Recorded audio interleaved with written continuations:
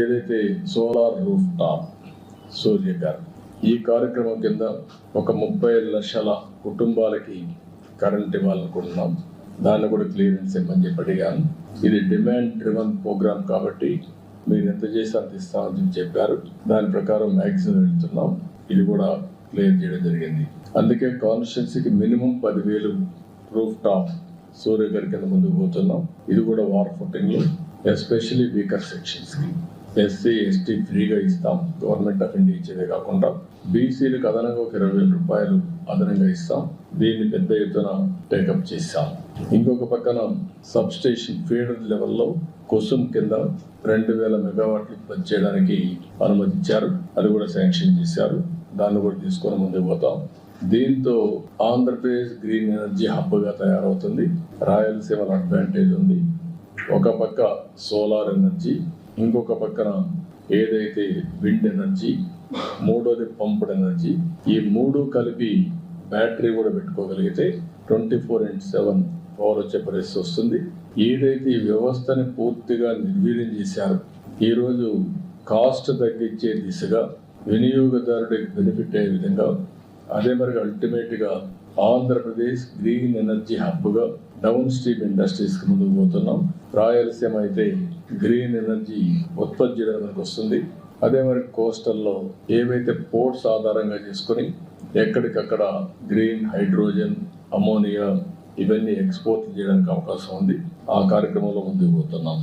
ఫైనల్గా home minister గారు review పెట్టారు ఈరోజు లా అండ్ ఆర్డర్ పైన. ఆయనతో కూడా రివ్యూ చేసుకున్నాం. రివ్యూ చేసిన తర్వాత హోమ్ మినిస్టర్ గారు నేను గడిచినటువంటి టెక్నాలజీ, న్యూ క్రిమినల్ లా ఇవన్నీ రివ్యూ చేస్తున్నారు. Part of his ministry. ఇప్పటికీ ఒక 24 రాష్ట్రాలని రివ్యూ చేశారు. ఈరోజు మందు కూడా అయింది. దానికి కొన్ని సూచనలు ఇచ్చారు. అవన్నీ చేస్తున్నాం.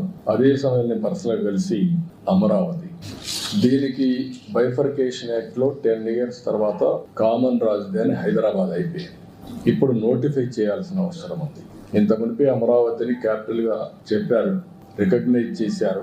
ఇప్పుడు యాక్ట్లో పెట్టారు కాబట్టి 10 ఇయర్స్ అయింది కాబట్టి దీన్ని యాక్ట్లో పెట్టి బైఫర్కేషన్ యాక్ట్లో నోటిఫై చేయాల్సిన అవసరం ఉంది. అది కూడా చెప్పాను. చేస్తా ఉన్నారు. అమెండ్మెంట్స్ తీసుకొస్తామని చెప్పి హామీ ఇచ్చారు. అదే మరి రాయలసీమలో ఉండే వాలంటీర్ ఆర్గనైజేషన్ RDT, ఆ విషయం కూడా మన హోమ్ మినిస్టర్ గారి దృష్టి తీసుకొచ్చాను. ఎందుకంటే one of the best servicing organisation అది. ఎప్పటి నుంచో అక్కడ హెల్త్, ఎడ్యుకేషన్, రాయలసీమ డెవలప్మెంట్ కోసం ఎనలేని కృషి చేశారు. నేను లెటర్ ఇచ్చి దీన్ని తప్పకుండా కన్సిడర్ చేయాలని చెప్పి రిక్వెస్ట్ చేశాను. అది కూడా ఎగ్జామిన్ ఇచ్చేస్తా అని చెప్పి హామీ ఇచ్చారు. ఈ బ్రీఫ్గా నిర్మలా సీతారామన్ గారి దగ్గరికి వచ్చినప్పుడు మాకుండే ఫైనాన్షియల్ ప్రాబ్లమ్స్ అన్నీ ఎప్పటికప్పుడు ఎక్స్ప్లెయిన్ చేసి, ఇంకా బెయిల్అవుట్ కావడానికి ఇంకా కొంచెం టైం పడుతుంది, ఏ విధంగా చేస్తారో శాసకి కింద కానీ, లాస్ట్ టైం ఒక స్కీమ్ పెట్టారు, పూర్వోదయ స్కీమ్ పెట్టారు. ఆ పూర్వోదయ స్కీమ్ కింద కొంత డబ్బులు ఇప్పించమని కోరాను. ఈ రెండూ కాకుండా ఇంకొక పక్కన మనకు బకాయిలు రావాల్సినవి అంటే వేరియస్ రీజన్స్ వల్ల కట్ చేశారు, అవి కూడా ఇమ్మని చెప్పి రిక్వెస్ట్ చేశాను. ఇవి కాకుండా ఫైనల్గా మనకచర్ల, పోలవరం ఆర్థిక సహాయం చేయడానికి ఫైనాన్షియల్ స్ట్రక్చరింగ్ కోసం రిక్వెస్ట్ చేశాను. దానికి కూడా వర్షంగా ఉన్నారు.